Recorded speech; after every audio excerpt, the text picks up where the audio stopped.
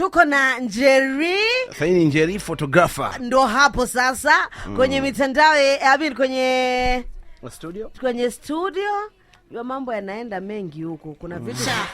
Kuna vitu vingi vinazunguka. Anyway, karibu sana Njeri kwenye studio. Asante sana. Mambo vipi? Mambo iko fresh. Karibu sana. Nimefurahi kuwa hapa sana. I know. Nilikuwa nakwambia, unajua nimemzoeaga pale kwenye red carpet. Tukienda kwenye matukio. Waga mnakutana kule. Ni pale ananiambia pause hivi. Mbona tu visa. Mimi mara mwisho namcheki basi ilikuwa labda kwenye video zake za ngoma. Wakati bado alikuwa ana rap. Alikuwa hivi. Sidanganya hakuwa hivi. Wakati nimeona student group nzima wakiwa wameburudika, hata boss ameniambia. Hata boss mwenyewe nikutana naye pale anamza Njeri amefika. Njeri. Do you get a lot of this reaction? Especially for the people who don't know you. Wakija kukuona uso kwa uso. Kwa sababu wewe ni mrembo, ni mdada mrembo. Mrefu. Mrefu. Type zenu. Unapataga hiyo reaction sana? Watu wana appreciate. Na pia mimi nashukuru. Napenda sana. Unatuambia kwamba tulikuwa tunapiga hapa picha, unaniambia hujui ufanyeje kwa sababu umezoea on the other side. Exactly. Nilikuwa in front of the camera, nikahama, I went behind it. Yes. When was the last time umepiga picha mwenyewe? It's been a while. I think I did my last photo shoot last year and it was very awkward. Ulikuwa unasikiaje kwani? Unajua ukishazoea kuwa behind the camera, it's very different. Lakini that's what I do now. You do photography full time? Muda gani umekaa bila kufanya muziki saizi? My last song nilifanya 2017 kutoa.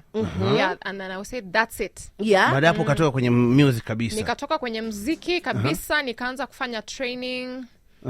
Nikafanya training a bit of 2017, 2018. Now to teach myself to be a photographer and videographer. Then I went full time into photography and videography in 2019. Sababu kubwa yao kutoka kabisa kwenye muziki ilikuwa gani kwani? So output na input ambayo nilikuwa naweka na output napata haikuwa ina make sense kabisa. So I had to make a decision. Yes. Kwa sababu ulikuwa umekuja ukawa unazungumziwa, you're making headlines when you were doing those diss tracks. Kwa watu wengi wanaweza amini kwamba basi ulikuwa uko vizuri. Kweli. How was life wakati unapiga muziki? Muziki ilikuwa fiti. It's very nice, but I think it requires a lot of patience. Yes. Na pia structures ambazo zilikuwa pale wakati huo zilikuwa a bit weak. I don't know if things have changed now. But for me, unajua kuna wakati unafika you're like, now I'm a grown up. Okay. You have responsibilities. True. So I need to plan my life. Is this what I want? And I had to make a decision because for me the money was not making sense at all. Kulikuwa hakuna do. Muziki uko ulipi kabisa. Leo mbona kuinsist kweli?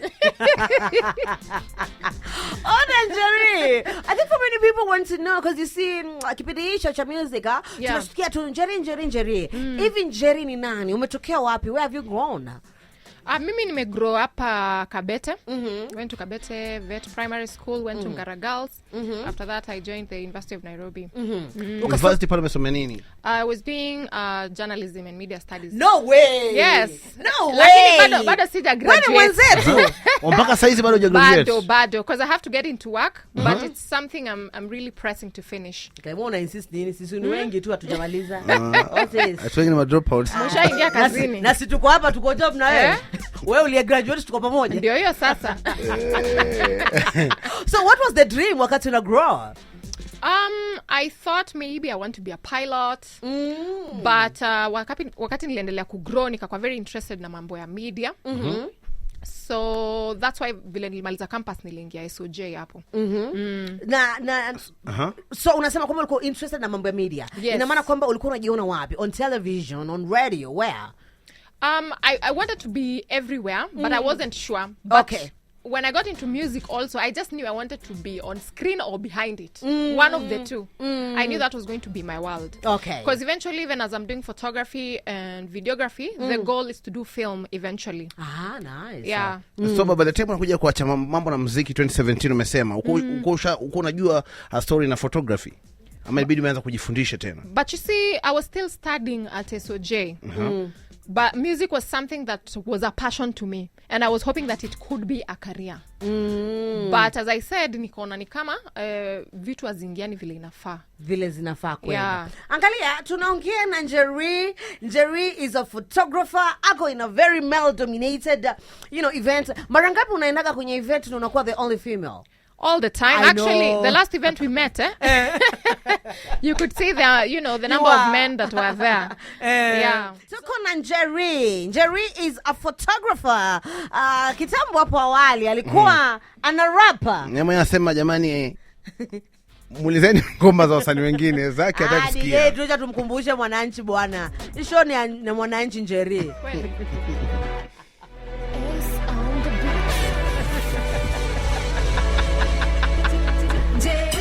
Let me ask you, does inakumeka uncomfortable hivyo? It cost me a lot of pain. No way. Kwani muziki ulikufanya nini yani? Let me tell you, people in that industry they are not serious. Like me, I'm a serious person. You are, by the way, ukitangana hata kwenye vitu. I'm serious kweli. So na zile disi zote ametema kwa yuko serious. That is the seriousness of the job. Hata Nicki Minaj na kina Cardi B lazima wadisiane, that is the work. At that specific time. Ngoja nikuulize, do you ever listen to yourself hizo ngoma ambazo ulifanya kipindi hicho? Not really, because by the time hata nitoke I had done a full album. Of how many songs? It was about 13 songs. Uka-release ama unrelease hiyo sasa? Siku release kabisa. But kulikuwa na vitu mingi sana. It's like every producer wants to work with you. But kumbe even them, they don't have a plan. So I did with so many producers. Then eventually I was like, I don't even want to get signed. Let me fund myself so that now projects is talking. Unalipa producer, unalipa video director. Siku ya kulaunch song, awajatuma video, washiki simu. I'm like, kaini nazo. Let me do something else. Let me ask you. Let me do something else. I want to know ile siku uliamua potele mbali. Nini ilikuwa imehappen? Ni producer alikataa kunitumia ngoma yangu. Kwa nini? I don't know. I've paid this guy full amount of money. I don't know, maybe akwa amemaliza kuedit nini. Yeah, I don't know. So I was like no, because at that time I also had a part-time job. So nilikuwa nafanya kazi mchana, usiku naenda kurecord. Okay. So you can imagine this kind of effort. Alafu the people you're working with, they're not serious at all. I was like, I can't waste my life. I can't waste my time. Are you the firstborn in your family? When you were kwanza? I'm not the firstborn, but I'm like the firstborn. Clearly. Kwa mko ngapi kwani? Kwetu tuko watano. I'm the secondborn. When is the secondborn? Yeah. Unasema you are like the firstborn. Unamaanisha nini ukisema hivyo? What can I say? Unajua kwa familia kuna ule sibling mwenye, you know. Anategemewa. Mzazi anakuambia wewe, if anything goes wrong, you know, when you're nategemea usimamie familia. So I was that person. Okay. And also my mom passed away around that time. So I was like, whatever it is that I'm spending my time and resources cannot be something that is not holding water. Okay. You understand? So I had to make a decision to do something that makes sense for me. Okay. Yeah. All right. Tunazungumzia kutoka kwenye music to photography. Sasa nani msanii gani basi ambao unamfagilia ambao unafikiri yako serious kwa sababu clearly unaona wengi they are not? Well, I didn't say that. Well, not in so many words. Not in so many words. Lakini kuna msichana anaitwa Brandy Minor. Huyu ambaye anasema anataka kutoka Kenya. I can see she's putting in a lot of work. Amesema ataki interviews, ataki collabo. I totally understand her. Na amesema I was in that space and I can tell you I understand her fully. Sijafuatilia story poa lakini niliona tweet kidogo. I totally get her. Kwa sababu now recently amepost I think it's today akazungumza I think she's also very frustrated sijui ni kuhusu nini. Akasema kwamba Kenya is very toxic, it has a lot of toxicity. Yes. That is true. Na akasema kwamba it does not deserve creatives. Na anasema jamani she's so happy for Majimbo. So yule Elsa Majimbo anasema God please open doors for me, this can be my home forever. Kweli. I think that I don't know, I'm still in the creative business but on a different side. Yes. And you see here there are structures. For example, as a musician, if you're told what are your assets, you spend your money doing videos. So you cannot go to the bank and say these are my YouTube views or what have you. But now me as a photographer, if you tell me what are your assets, can you quantify your value, I can.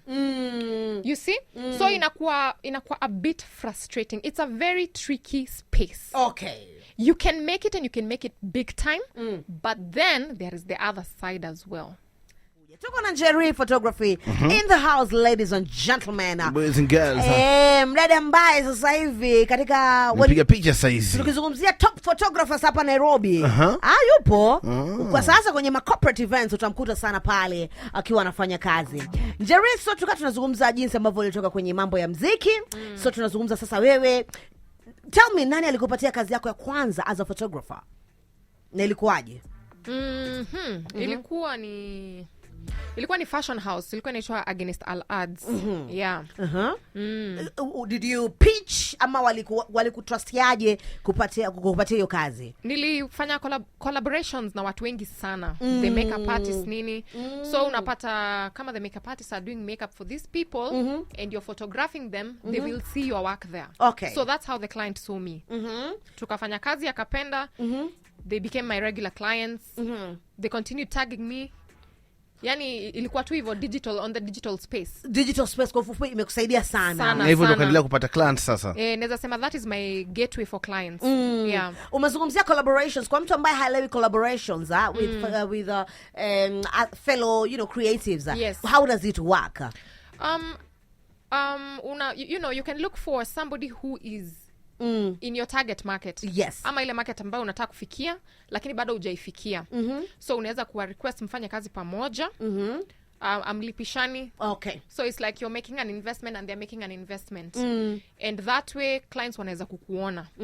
So it's all about visibility. Yes. Kwa sababu baadhi ya watu ambao umefanya nao kazi ni foina. Nimefanya kazi na watu wengi. Kweli. Yeah, kwa sababu nilianza na kumfuata akienda kwenye kazi zake, akimaliza kupaka brides na mpigia picha. So akaweza kubuild content yake ya social media na at the same time ananitag. So it means that her clients were able to see me as well. Yeah. Okay. Tuzungumzie kwa wewe mdada katika hii field ambayo it's very male dominated. Kweli. Umewezaje kutengeneza your niche, as a respectable brand, as a respectable photographer without people necessarily kufikiria agenda yako? Kweli. Nafikiri vitu vingi nimekuja kuona ziko male dominated kwa sababu maybe wasichana wako wameingia, si ati ni ngumu. Because as long as ukiingia pale you work hard na kazi yako ni bora and clients see you, they will definitely hire you. So actually the funny thing is most of my clients actually unapata si wa Kenya, so hata wajui Njeri ni msichana. So wakati ambapo tunakutana ndio like, oh, you're a lady. Yeah. Ala, unasema si wa Kenya. Hebu tueleze watu wapi ambao si wa Kenya? As I said, social media still. Kama ma documentaries, client anaweza kuona kazi yako akiwa Germany. Akwambia there's a foundation we have in, like there's one we went to do in Turkana. I never met the client. They gave us the assignment. We went to Turkana, did the job, sent them to them. Yeah, as I said, still social media is the gateway to clients. Yeah. Ushawahi kosa kazi walivyojua wewe mwanamke? Sijawahi kukosa. At the beginning nilifikiri itakuwa challenge, but nimekuja kuona clients ile kitu wana value is quality work. Hawajali sana kama wewe ni, in fact kuwa mwanamke sometimes ni advantage. It is an advantage as long as uko na kazi mzuri, kwa sababu I do a lot of Somali Muslim weddings. Wacha. Yeah.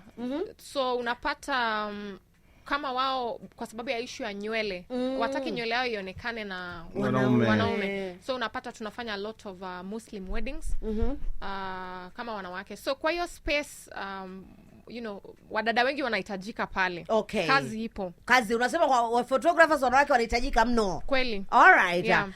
Baadhi ya vitu ambavyo unaweza kujivunia wewe tangu uingie kwenye photography ni vitu kama gani? Vitu mingi. I would say photography, videography is my bread and butter. Yes. The house I live, the car I drive, my office, my sisters have gone to school. Sijakosa kitu. Unaniambia uko na mpaka shule ya photography?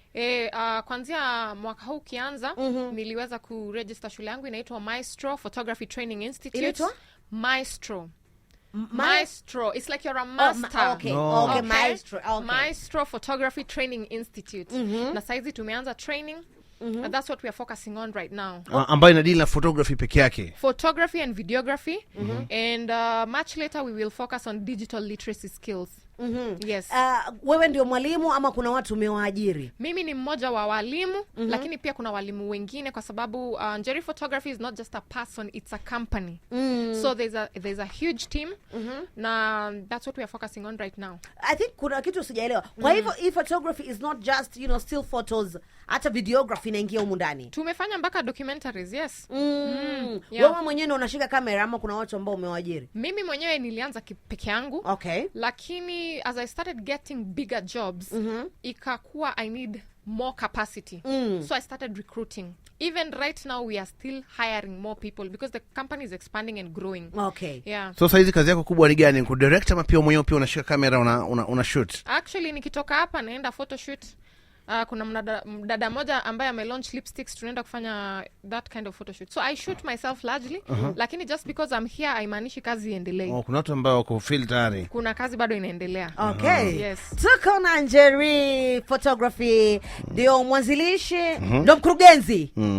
Wa Njeri Photography. Now, she's told me something today. She's told us something today. Wewe ni ndugu ya Ndovuku. I did not know that. But I've seen Ndovuku share you on TikTok. Oh, okay. Anyinyi mandogo. Kweli. Ukiangalia lakini sasa wanafanana, ni ukweli. Kweli. Watu wa madimples Okay. I know kuna watu ambao they are in photography school ama wako na hiyo interest. Watu ambao labda wengine ni graduates wa communication school. Njeri, unaweza kuambia nini? Ama mtu tu ambaye ako katika hiyo njia panda, yes, anahisi maybe whatever they are doing sio path yao. Yes. Yeah.